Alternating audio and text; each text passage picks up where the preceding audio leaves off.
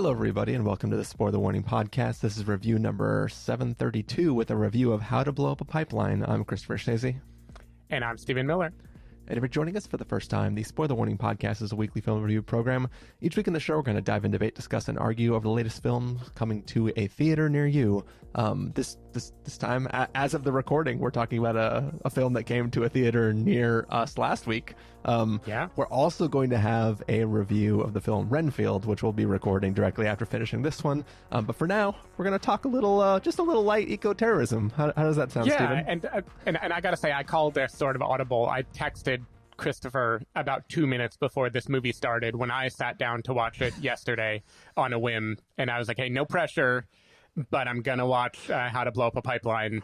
If you wanted to record about it, you can. And good on Christopher. He came to the very next screening just 2 hours later. He just got in his car, drove over, decided to watch it. The ironic thing is I got your text 2 minutes into the credits of Renfield and was why not? I got... Oh, were you already at Alamo?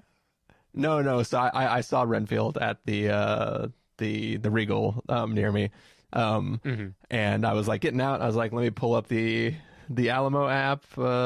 Yep, there's a screening. I can go home, eat a sandwich, and then head over to the theater. It'll be just in time. Nice. One thing I was thinking when I watched this movie is that I feel like it's been a while since I saw a movie that was very obviously like set in the present day and about very current political feelings and political things. I don't even have an answer to this, but I'm wondering if you can think of a recent movie that has like actually tackled a very, very contemporary issue and done it well. Because it's kind of unusual to see a movie that's just like, hey, this is a thing that, you know, is on everyone's mind right now. I was actually listening to Chapo right before we started recording, and as random luck would have it, they were interviewing the director and writers of this movie. And they talked about how they wrote this movie while they were in COVID lockdown because they were so angry and stressed out about the world, and they just wanted to make something really, really, really quickly. And within, like, I don't know, a year, it was already being filmed. So that's my question to you is, do you feel like there have been good movies you've seen that are like about very current events? And if so, what are they? Yeah, I was going to throw out the most obvious one until you said, and did it well. And I'm not here to talk about other films that potentially did this poorly. Sure. But, you know, there might be some films that were not Spotlight, that really wanted to be Spotlight, but really couldn't hold a candle to Spotlight. About slightly different but technically similar subject matter, and I'm picking up what you're throwing down. Yeah, I was not impressed with that film. However, but yeah, that was the immediate one that came to mind. Yeah, there was one like very, very, very Sundance movie that we both saw that was like about the pandemic or about COVID that was released like in 2021. But was it called like This Is the End or The End Is Near or something like that? I know. I forget the title as well, but I know which film you're talking about. Yeah, it was at least commenting on that. But in general, I think it's a high wire act to have a movie that doesn't have like the distance of being about something in the past, because there's always a fear that it's not going to age well, or that by the time it comes out, it's not going to feel very authentic anymore. So I don't know. It was just, it was interesting to me to watch a movie that feels like it could have been, you know, a news article or like opinion piece that came out like a week ago. I just thought that was kind of cool. Yeah.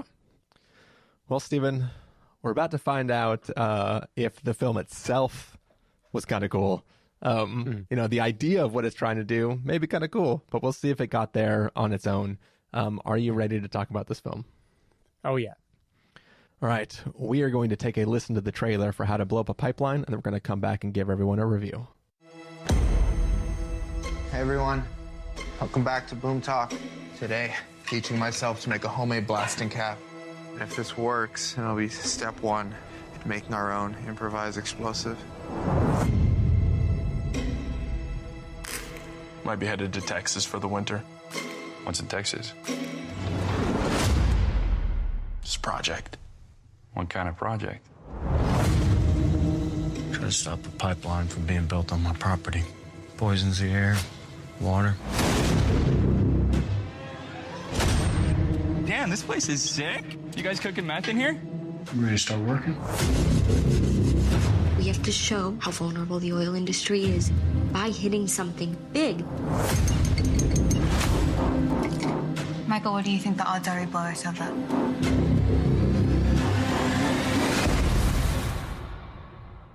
I don't really care. We could blow the pipe at the hilltop, keep the oil from leaking.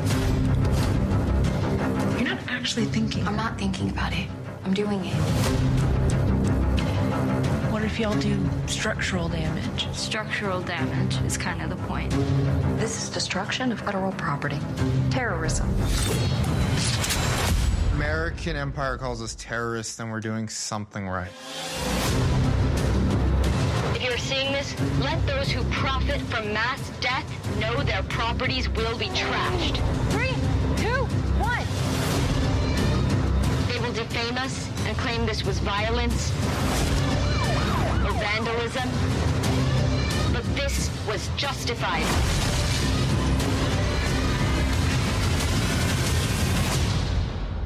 This was an act of self-defense.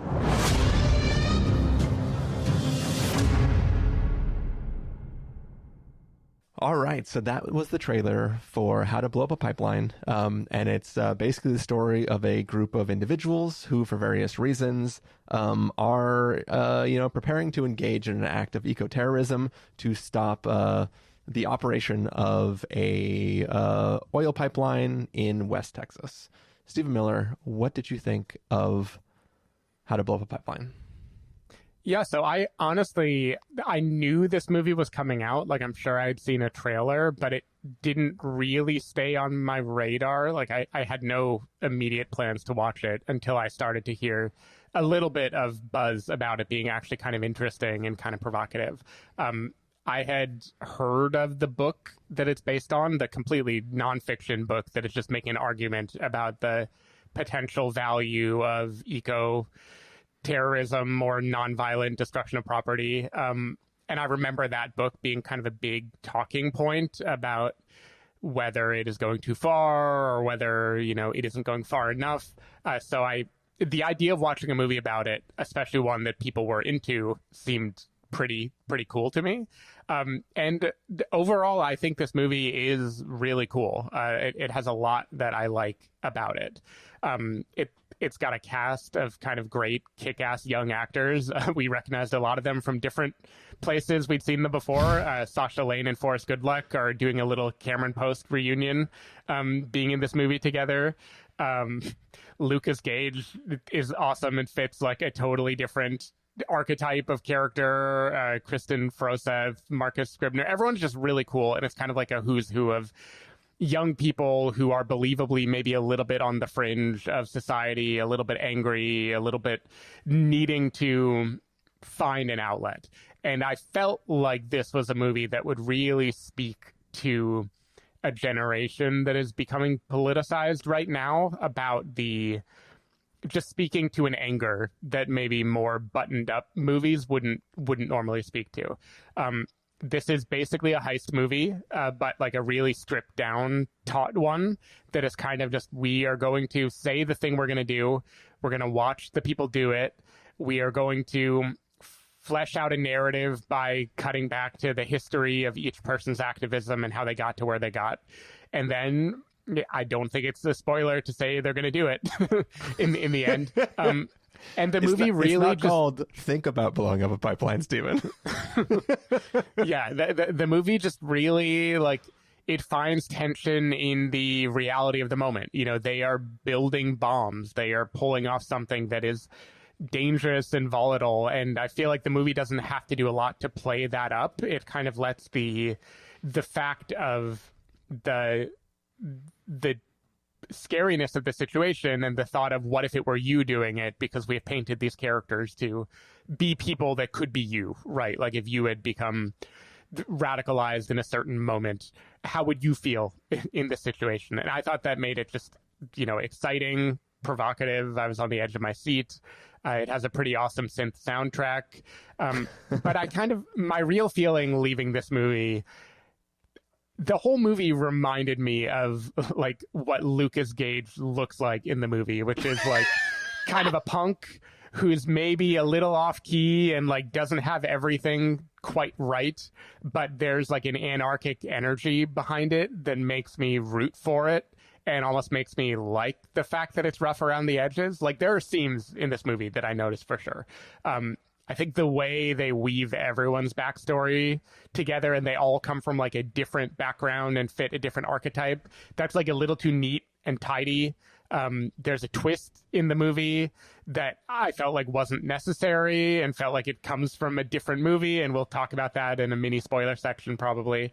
I think it ends like 20 minutes before it should end, and it's because I think they couldn't come up with a real ending that wouldn't just feel didactic. And in general, there are just things about the movie that it feels like a movie I would watch at a festival, and I'd be very energized watching it at a festival, and I would think, goddamn, that is awesome energy. I love the politically provocative spirit. I love the way it's like giving voice to young outrage and anger. I can't wait for someone to do like a really big, amplified, better version of this movie with that same energy. So I liked it. I don't think it is like anywhere near a perfect movie, but I wanted to clap for it just like you would clap for the punk band that's like, they got the spirit right. They got the energy. And I thought that made up for any kind of bump in the actual narrative structure. Yeah, it's kind of interesting. Like some of the things that you describe as being too neat, I thought were too messy. Like clearly this is a message film, but it sounds like it's based off a message book, so I can't really fault it for that. But to me, having these different groups of people from who are motivated by so many different type of things, like everybody is angry and young, but they're all angry and young for very, very different things that in my head don't make for a cohesive group of people putting together this, reverse heist, right? Like a heist movie is get in, take something with you, and this is get in, leave something there, and get out before it blows up. And I think that if this was just an organization of like-minded individuals who were all motivated by the same, manifesto or something, I would believe this group joining together more. And I think that because they are all individually motivated, or maybe in pairs of two within this group of 8 people, it feels like I don't believe them as a cohesive group. And they're not. Part of it is they're all in a place where they can rely on somebody else. But like when it flashes back to the backgrounds of how those characters got together, I do not see a story of people being radicalized. I see a story of like the equivalent of watching a flashback in Lost where they passed each other in the airport before they got on board the plane, right? Where it's like, no, you all got on the same plane. You don't need to show when you passed each other in the terminal before you got on. We know that you crashed on the same island, so that doesn't really mean anything to me. So like there was something that just felt weird to see these people interact together. Like, it does a thing that I can get behind in normal films, which is we're just in it. Like if you make a film, called Plane, and your plane gets hijacked within the first 5 minutes of or not hijacked, but you're already crash landing 5 minutes into the film. Like that seems like, thanks for the quick of getting to it. This film starts with like people text messaging like 52 hours before we do this thing. Yeah. And they're talking about like what they're about to go through. What I do really, really like is that these are clearly amateurs. The characters in this world are not proficient people who have done this before, right? They are all people who looked up stuff online and are trying to build bombs with very, very little knowledge of how to actually, or they have no skill at doing this. Like they haven't really successfully done this before. They are all trying it. There's a chance they're going to blow themselves up at every single turn.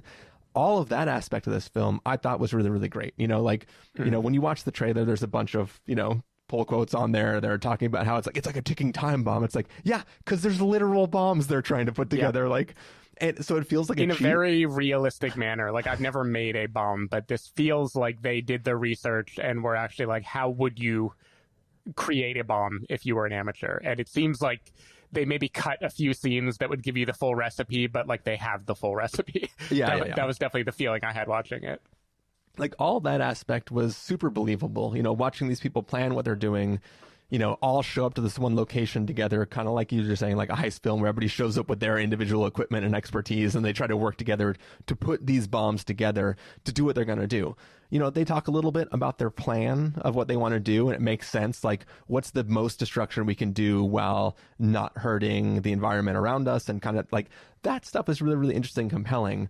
The thing I don't really understand is, like, this film is not really interested in how they think their plan will achieve what they're trying to achieve, right? They're just like, oh, dang, this is gonna, we're gonna blow up this pipeline. It's gonna crash the oil market, and then people just won't buy gas anymore. And it's like, are you sure that this is gonna do what you want? There is one character who tries to bring up hey, if we disrupt the oil market, aren't we just hurting the people who can't afford to actually pay for gas now and potentially could be screwed even more by our chance to make things better?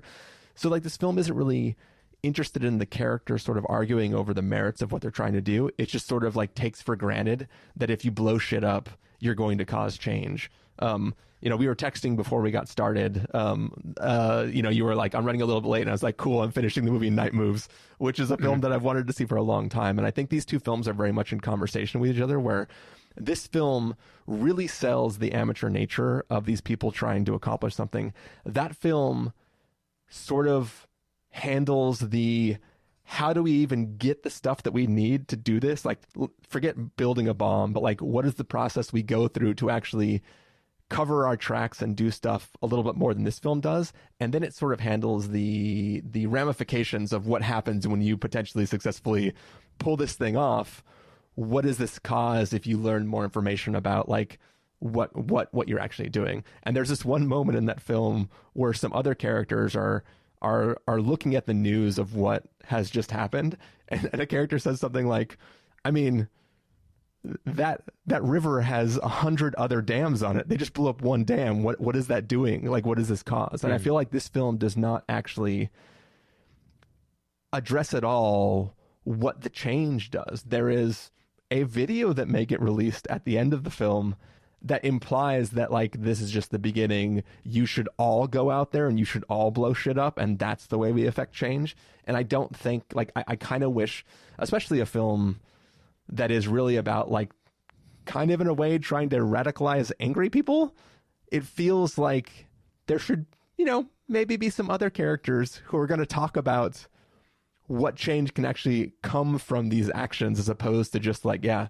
blowing shit up is the only, like, I don't know, something feels a little bit irresponsible about it. It doesn't feel like an academic notion. It feels like a call to arms without any actual understanding of how you can meaningfully affect change. Like, I don't understand the ethos of these characters, right? I just know that they're all pissed and they think that blowing up this one pipeline will change the world.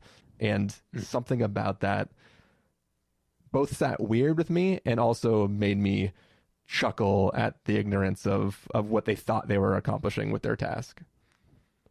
Yeah, it's interesting. So you brought up a couple points. You talked about how they're not a cohesive group, right? Like, they're motivated by very different things. Maybe in terms of being a realistic movie, I would have a little bit of a problem with that, though. I don't know. I feel like if I wanted a group of people that won't snitch on each other or won't get caught, I might also make it be a group of people who actually share a little in common.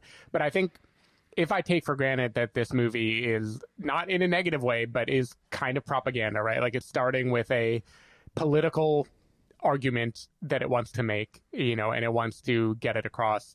I think it makes sense that it wants to show the idea that different people who have different motivations, who are still fighting the same thing, should join forces and do something about it. Like, I think that's kind of a didactic point that it's making. But to me, it was like, okay, I see. You've got like the conservative guy, and you've got the Native American who has like a very personal reason to be fighting against this, and is frankly kind of just an anarchist compared to everyone else. And you've got people who have like personal family reasons, and you've got the disillusioned academics. And I kind of saw what it was doing there from a like political awakening sense, and I liked that, imagining that I am a like 20-year-old watching it more than I disliked that it seemed a little unrealistic.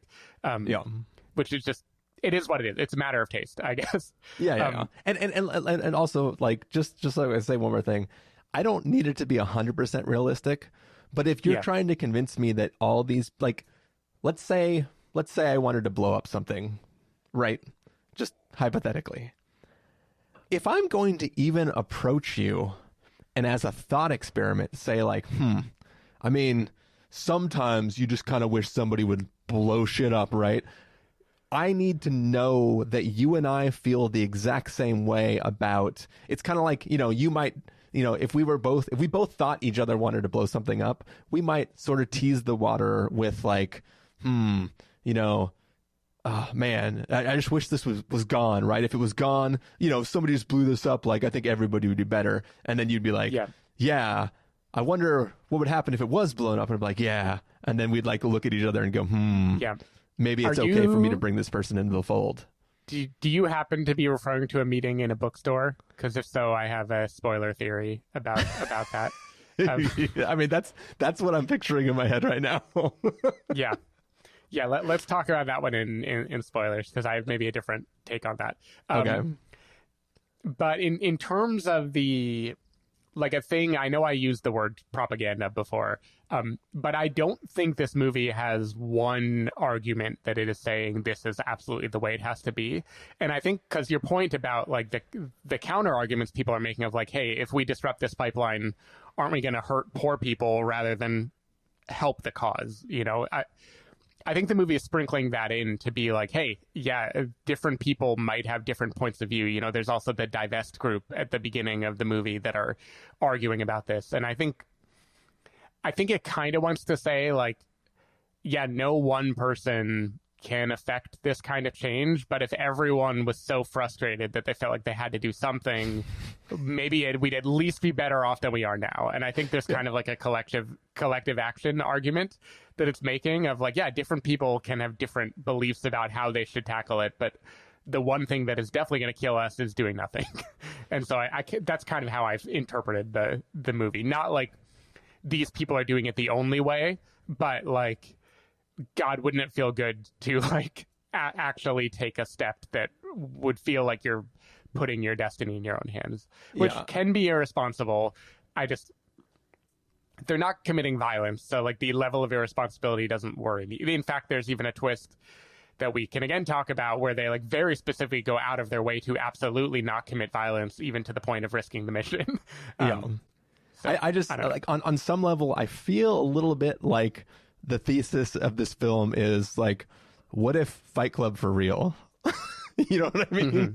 And I feel like history has shown us that maybe everybody's like praising of the ending to Fight Club was not the smartest. Yeah.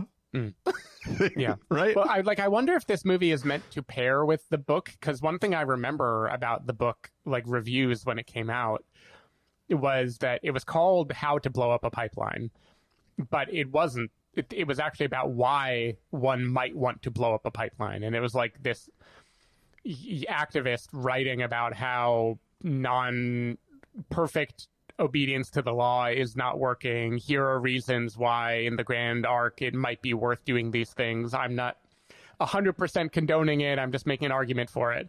And so I think there's like this whole book that talks about the why. And then this movie is like, I'm going to be the how. And maybe like, I'm also going to get people to read the book at the same time. Like maybe they pair it together. Because this is all how and no why. and the book is apparently all why and no how.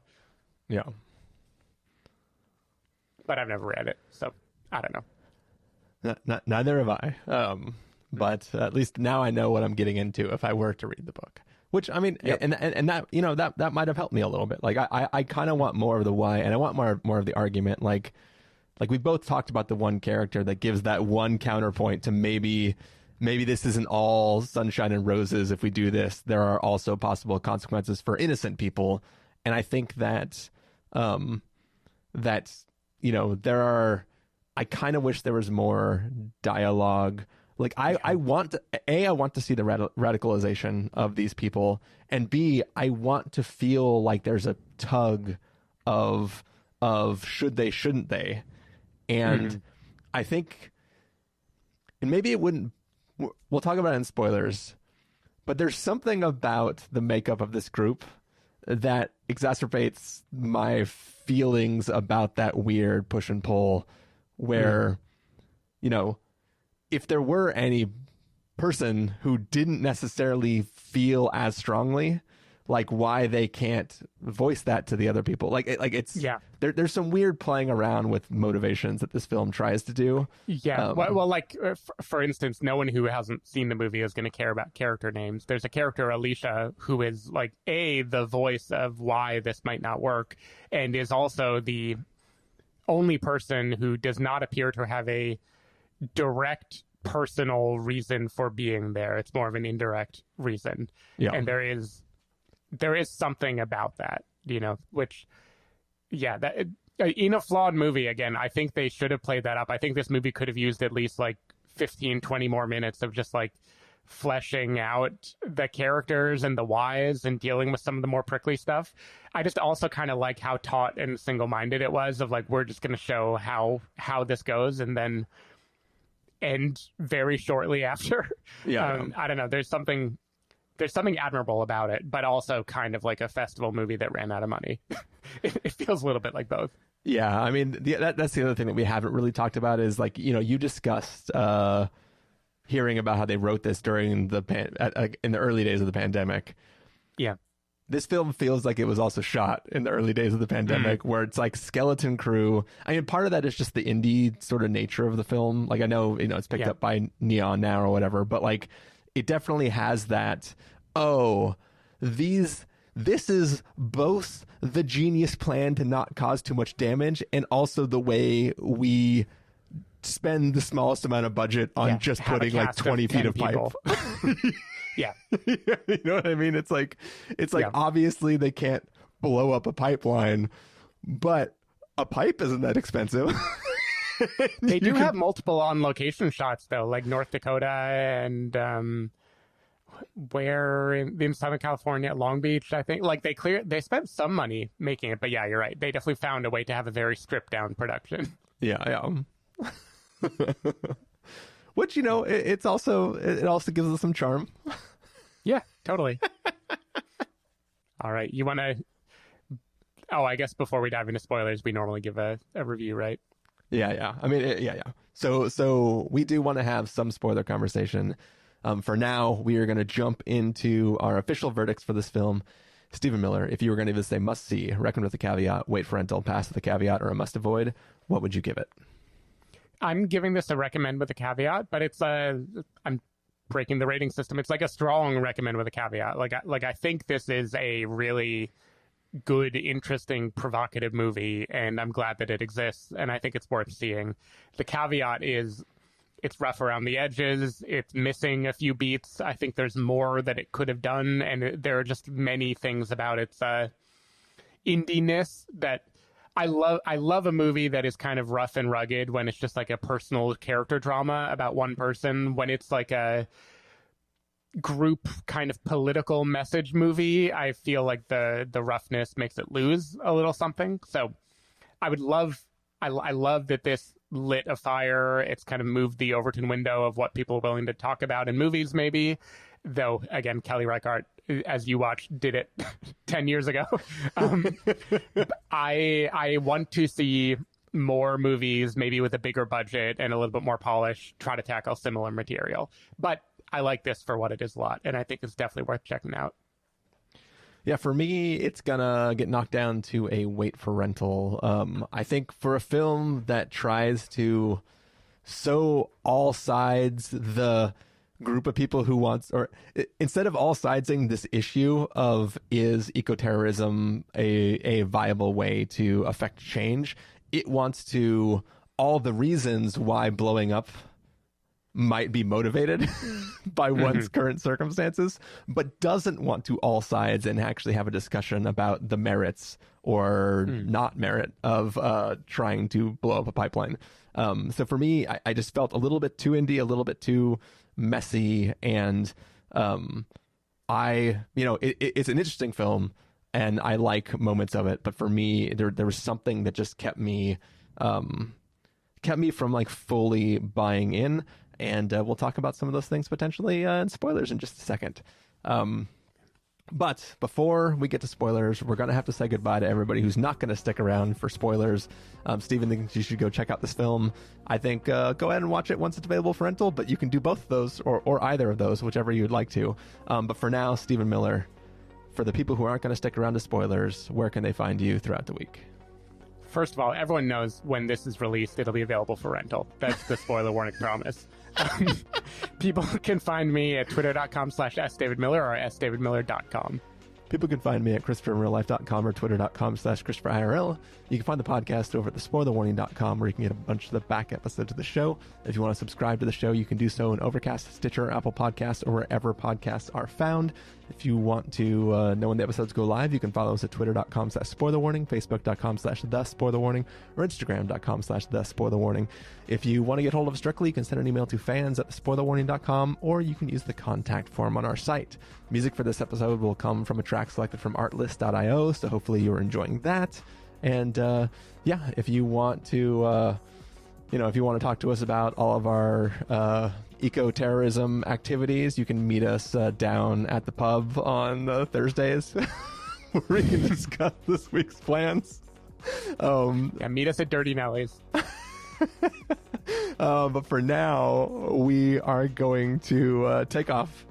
That music that is playing is going to swell. When the music goes away, we'll be in full-blown spoilers. So watch out, because you might just get a canister of fertilizer blowing up in your face.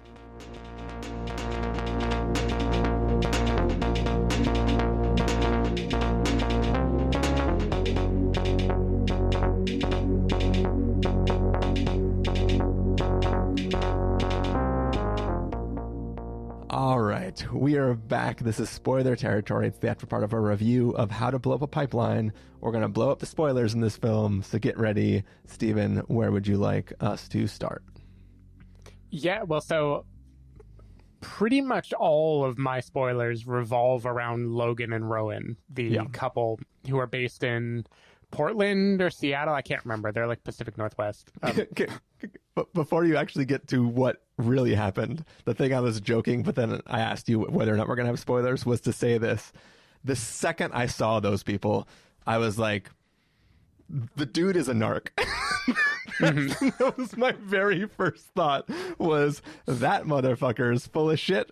And he's going to be like the downfall of this group somehow. Like he's going to they're definitely everybody. The live wires. Like that is definitely how they paint them from the beginning. I didn't know narc at the beginning, but I knew they're clearly the unreliable ones. Yeah. But anyways, continue with what actually happens in the story.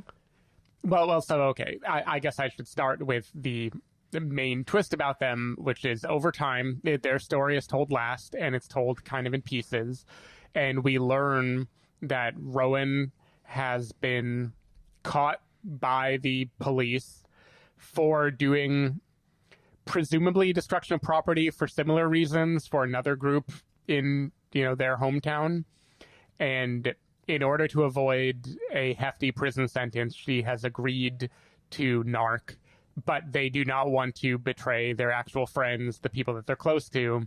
So they decide what they'll do is join another group and, betray them instead. There are even deeper twists later in the movie that reveal that this was known and understood by the group that they were betraying, and it was kind of being wielded to a certain end. It's a double switcheroo, Stephen. It's a double switcheroo, which is why if you think the bookstore conversation where one person is reading the actual How to Build a Pipeline book, and then the other walks up and basically says, like, yeah, you interested in doing that? I don't think that was when they met. I think that was when they, for the FBI and someone else is probably getting a picture of it or whatever, meet. Like, that is their play act of how they meet, so they can have the kind of fake cover. But even if I give you that, which, I mean, by the end we clearly understand that whether or not that was the intention the whole time. So it counts, yes, but that only counts for 50% of that conversation, right? Like, if I am a kid doing documentary film interview stuff for the local television news program or whatever, I don't just fucking let anybody walk up to me and be like, so, want to blow some shit up? Especially nobody that looks like this fucking guy. Like, I mean, he's that weird smile on his face. It feels like two people who already know each other pretending that they don't know each other and be like, so, you want to do some damage? I mean, that is my literal read of it, is that they had met before, and this is them trying to have a fake meeting. Oh, so you're saying the one that the FBI would be aware of. Okay, so not just it's the one guy in on it at that moment, but this is both of them trying to. Yeah. Oh, okay, I see what you're saying. Because we learn later that they came clean about it, and so we no longer know if this was their actual time meeting or if this was their. Now, the flaw in my theory is that the guy is not implicated in the events. Like, I believe the FBI at least buys in the end that it was only Theo and Social who are in on it. So the dude whose name I'm forgetting as a character, Sean, that doesn't fit, I guess, if I'm thinking about it. But otherwise, my read, at least in hindsight when the movie ended, was like, oh, that meeting between them was not their first meeting. That was their, like, performative, how did you fall in with this group conversation. So we, once again, this is a complaint about the film. So the film is going to flash back to a fake thing that was meant to deceive characters we haven't even been introduced to yet as a switcheroo for them, but it's actually a quote switcheroo for our audience. Yeah. Even though Which is kind of a classic heisty thing to do, is to, like, flash back and then learn later that you're actually seeing not the real thing, you're seeing the double-crossy thing. Yeah, I guess it's just not as competently done as in the scenarios you're trying to allude to there. Yeah. Here's one big question for you, though, Stephen. Let's pretend I arrested you for some light graffiti / destruction of property, right? Sure. I say, hey, I think you're actually part of a bigger ring somewhere that's going to do some real damage. And I recruit you to narc for me. And I am expecting you to thwart said destruction of government property.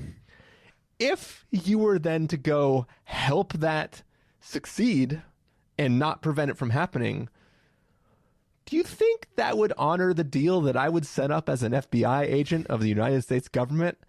And do you think that I would be like, thank you for your service, citizen, here's an envelope of money?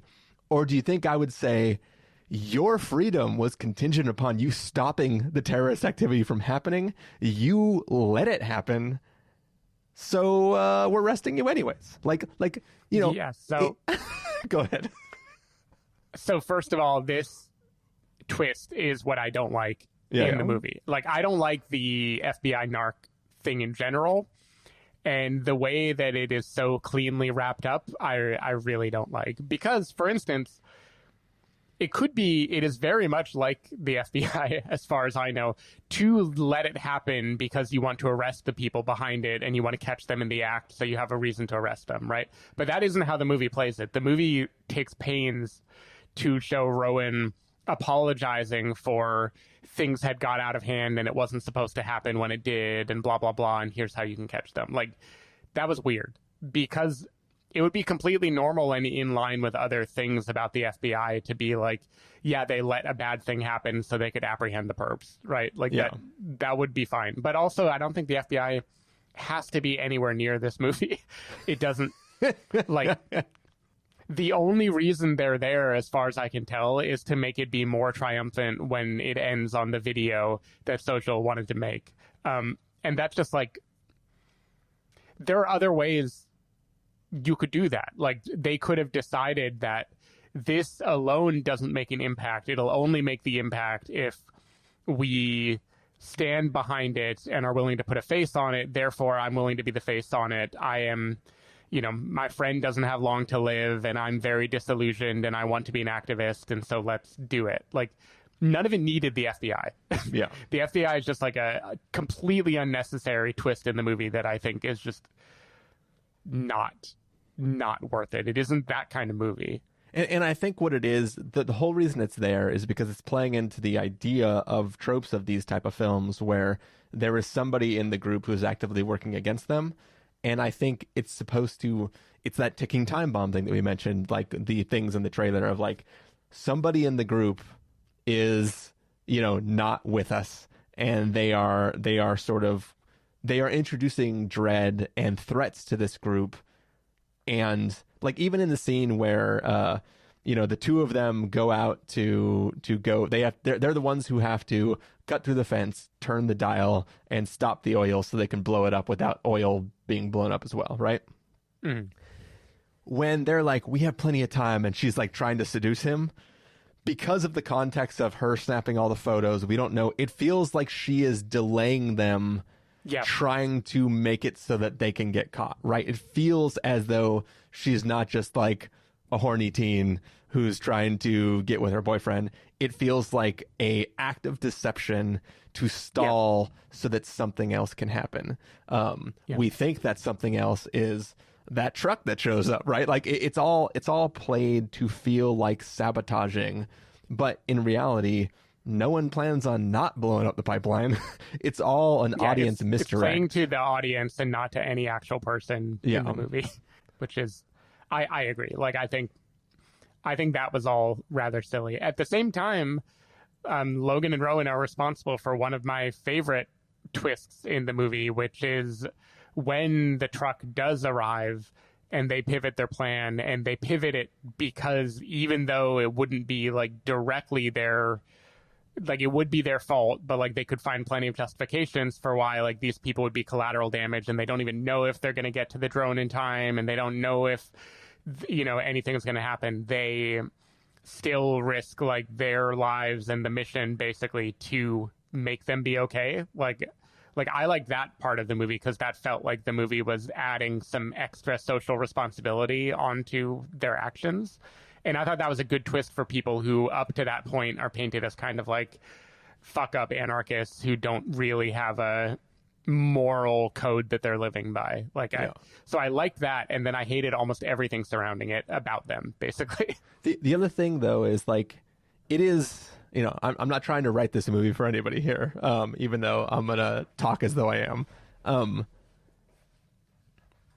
The other thing he could have done, given that it was not a police vehicle, but was just a construction truck, is he could have just acted like he was lost in the desert and was trying to he saw the call box and was hoping he could call out, but he was trying to get it open, right? He could have said, hey, I've been out here for hours. I'm totally lost. I don't know which way to go. And then, can you take me home? Yeah, can you take me home? And then they drive him back while she undoes all the shit. Like, I feel like there's a quicker thinking, which maybe he could do if he wasn't stoned. Yeah. I mean, it's that post-nut clarity. Yeah. But anyways, I don't know. I think that's it for my twist. Okay. Do you buy these characters? Like, obviously, there's a dying girl who probably is not gonna have to have the worst time in jail, given that she A, isn't gonna be there for very long, and B, is gonna need to get treatment while she's there, so she might be able to escape some of the punishment. And the other girl just doesn't care because she doesn't care what her life situation is anymore after the passing of, I was confused whether it was a sibling or a parent, but do you buy that the FBI would believe that it was only these two people who did this entire heist on their own? And, well, I mean, technically they think they had two other people, even though she tries to say that her boyfriend isn't in on it. He's just a druggie that I hang out with, and he was on a bender the whole time, so he couldn't. So they really think 3 people pulled off planning those 2 different drums at 2 different locations and shutting off the oil to do the explosion. Yeah, I don't know. It isn't a very believable story, but I also don't know if they know what the payload was or what. Like, I don't know how much the explosion wiped out the evidence, basically. Like, I don't know if they know how it happened, like how heavy those things are. Yeah. Gotcha. Yeah. But no, you're right. I mean, I think the movie, it works just as well, probably better, if either they all get away with it or someone like Social decides, like, I am going to release a video claiming involvement in this, but I won't rat anyone else out, and that would be the end, and we don't really have to know if the police bought it or what happens. You know, I don't think the movie needed to have that kind of clean ending where it's like, and we're the only 2 people who were apprehended and everyone believes our story, and now it's the end of it. The end. Yeah. So I agree with you, but I like the energy enough that I liked my nitpicks. I didn't care that much. I cared enough to round it down from must-see to recommend with caveat, but it was still pretty damn awesome. Cool. All right. That's probably it then. Everybody have fun and go blow some shit up. Yeah.